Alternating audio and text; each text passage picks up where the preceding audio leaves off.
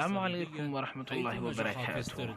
صالح الدين أيوب سلطانكii Masar, Shaam, Xijaaz iyo Yemen. taariikhda islaamka ilaa nebi maxamed sallallahu calayhi wasallam laga soo bilaabo waxaa mar kasta soo baxa geesi islaamka toosiya, dabkii gammaarayna dib u shida, degalla waaweynna saara oo islaamka hurdada ka toosiya kana jafa si ay cadowgooda iskaga dhiciyaan. kanina waa Salaxuddiin Abu Mudafar Yuusuf bin Ayuub bin Shaadi At-Tikriti.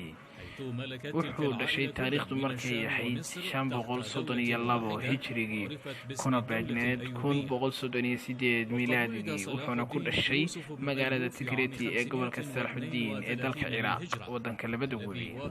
wuxuu ka soo jeedaa qoys Turki ah kurdi ah.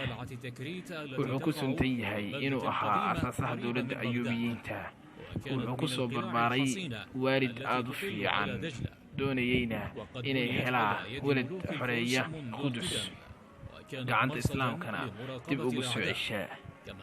aabihii wuxuu odhan jiray, waxaan rabaa in aan guursado gabadh ii dhashaa inaan xoreeyo Qudus.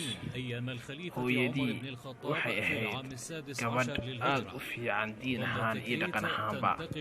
nin ayaa sheeko wadaag ay ahaayeen, kabacdi waxay ku tiri, waxaan rabaa in uu ii guursado ninkii iiga dhali lahaa nin fadafuul ah oo xoreeyo Qudus. waxaa hadalkaasi maqlay Salaxuddiin aabihii, wuxuuna raadiyey una kuura galay siduu u heli lahaa gabadhaasi, wuxuuna ku guulaystay inay noqoto Salaxuddiin hooyadii. Salaxuddiin Ayuubi markii uu gaadhay 26 sano, islaamku wuxuu ku jiray xilli adag, gaar ahaan dowladdii Cabbaasiyiintii waxay noqotay mid kala qoqoban, qoloba dhinac u go'an tahay. Masar waxay gacanta ugu jirtay Faatimiyiintii. xeebaha badda dhexe laga soo bilaabo Turki ilaa xeebaha Shaam, xuduudda Siinay iyo Masar waxay gacanta ugu jirtay Saliibiyiintii. haddana waxaynu wax yar ka taaban doonaa dagaalkii isaga iyo Saliibiyiinta dhex maray. Salaxuddiin waxa uu aasaasay dowladdii loo yaqaanay al-Ayuubiya ama dowladdii Ayuubiyiinta.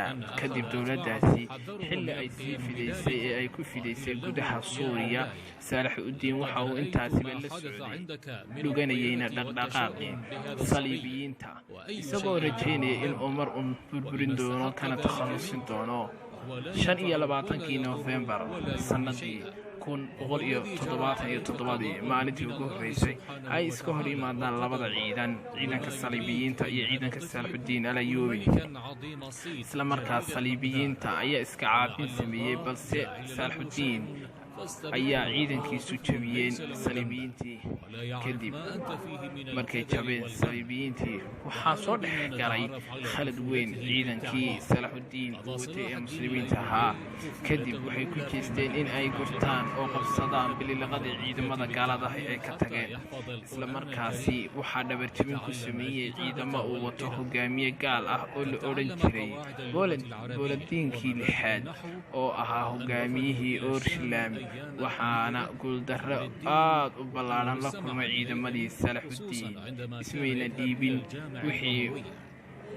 ismayna dhiibin mar dambe, balse mar dambe wuxuu weeraray imaarad gaalada ah, waanu ka adkaaday. markaas Salaxuddiin al-Ayuubi ilaa iyo hataa wuxuu ku suntan yahay geesiga islaamkuna taariikhahooda way xusaan wayna yaqaanaan.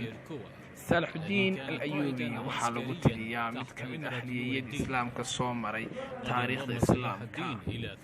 Salaxuddiin al-Ayuubi